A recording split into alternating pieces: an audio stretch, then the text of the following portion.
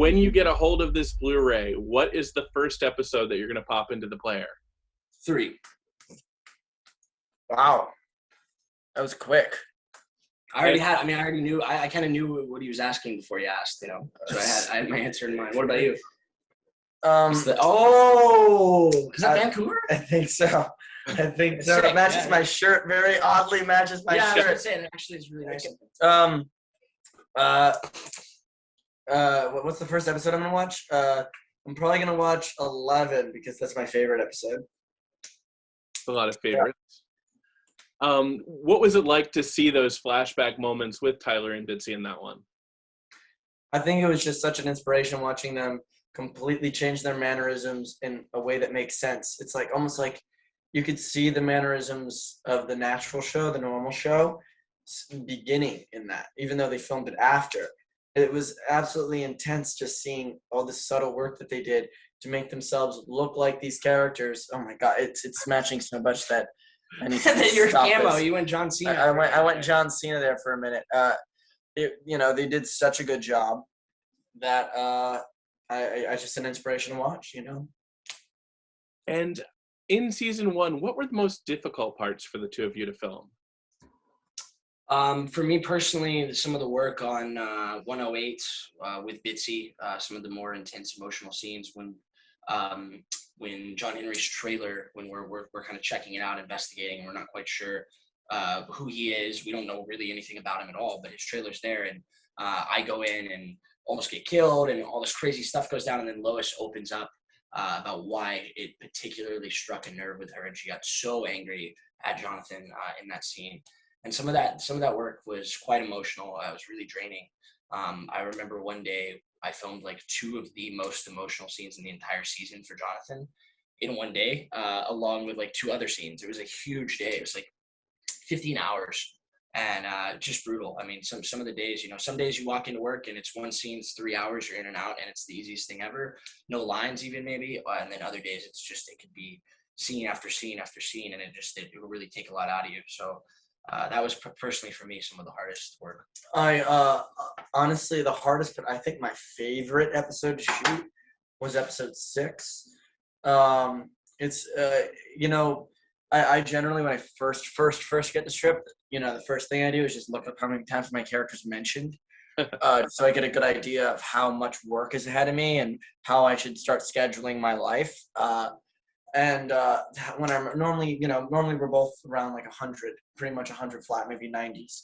But that one was like 210. And I was like, oh my God. So I'm going to be doing a lot. And I realized that a lot was from stage direction and whatnot. But it was an absolute joy taking apart that script bit by bit. It was one of the ones that I think Berlanti still had a hand in the rewrites of, taking apart that script bit by bit and saying, this is the arc. We're going to tell this arc. And I really didn't want to overplay it or underplay it. And there was a lot of challenges associated with it. I think my favorite scene was not even the one where I was like breaking down crying with Lois. But again, that one was cool because I like the opportunity to not necessarily forcefully break down. It's more just like he's trying to hold it in and he can't really. And it's like, it's one of those cool ones. But really there was a scene with Clark in the hotel room where he just simply says, I'm just this weird kid who gets headaches at this point. I'm not you. And I don't know what to do with myself. It was just instead of getting angry and instead of going to these vices that Jordan normally does, it was just a moment of pure honesty right at the climactic point or on the falling action of that arc. It was a lot of fun. What do you remember the most about the day the two of you met each other? I remember, thinking this guy's just so weird, and I just don't know. I never want to work with him. And I tried to quit the show, but I'd already signed the contract. So I see. It was a shame. Yeah. No. I just remember, we met. At the screen test, and that was so long ago relative to when we kind of actually met, because he'd already booked it, right? And so I was going in for my screen test, and that's the first time we met. So I remember not really being focused on him because I'm super nerves out through the roof. The glorious one day when I was your boss. That's true. That's true. And yeah, it was just a lot of people, a lot of eyes, a lot of pressure. Some of it's self-imposed, obviously. I mean, I guess all pressure in a way is sort of it's in your own head, but We're at the bottom of the Mariana Trench. It's a lot of true physically. pressure. But yeah, I mean, that's what I remember. I just remember being really focused on if I was going to be good in the room or not. Quite So honestly. oh, sorry. So you both are quite active on social media. What kind of responses do you get from fans who have been watching the show? I generally get positive reactions. I mean, I think there's always someone trying to, you know what it is? I knew it was generally positive when the only people that were saying negative things generally were just trying to get attention. Like you can always tell when they actually have a real grievance against the character versus just trying to like poke at you. Yeah. Which honestly is so much fun. But yeah, but it's been generally good. Sometimes what I love is when the fans are like, I love you, spamming, and then you know, I just generally like, because if you respond to one person, you kind of, it's like you feel like you need to respond to everybody. So like depending on what it is, sometimes I'll respond if it's like a really thoughtful thing. But if it's just I love you, like in the comments, you might not necessarily respond to that, and then they delete the comments, and then they go, I hate you. Oh, I've had that actually. Little switcheroo. I've had that once or twice. Yeah. They're like, you're the best thing ever. I hate you. My DMs definitely shifted after I turned 18. Oh no. Yeah. Well, on that note, is it different shooting the show now that you're 18? Yes. Oh my God, I could talk all day. My friend, I could talk all day. I was a pumpkin. I was Cinderella's pretty little carriage. No, so basically there's child labor laws that say I can only work a certain amount of hours. Meaning that I wasn't, in order to constrict time, because they were still writing me in, we had to do a lot of things in which I would not be there for my own blocking. Oh, no. Like actual, like things like that, like where character. Almost no rehearsal, just walk straight. No rehearsal, and I'd only have maybe 1 or 2 takes on my coverage the whole first season. Oh, well, and it was like, so much emotionally vulnerable stuff that you really want to get right, and then, because of the pumpkin rule, you have to just Yeah.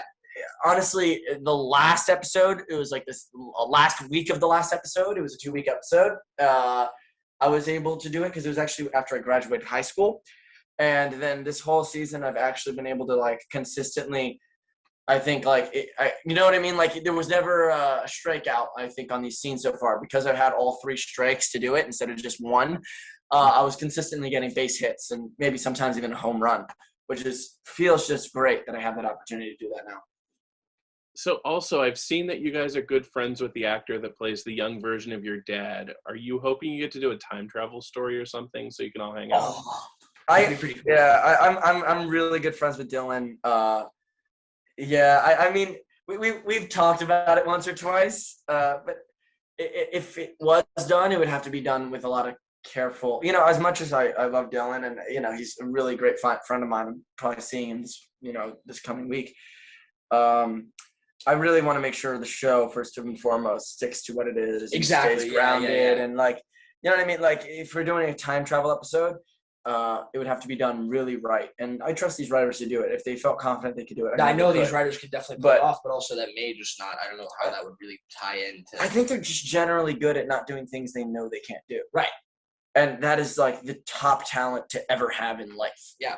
Yeah. They stick to what they're good at, and what they're good at is this. I mean, it's like, it's like they want to make they want to give it that family dynamic and the good action, and they blended it all together and sort of preemptively have this recipe for what the show is going to be. And I think I don't know if necessarily like people ask about crossovers, are they going to do this, are they going to do that, and I think sometimes the answer with that would be like probably not, because I think that this show is sort of its own thing, and that's what they've tried to do, is they're trying to differentiate it a bit from maybe other superhero shows in general. Yeah, I mean, honestly, even when the writers do take risks, like episode 11, they make sure it pays off.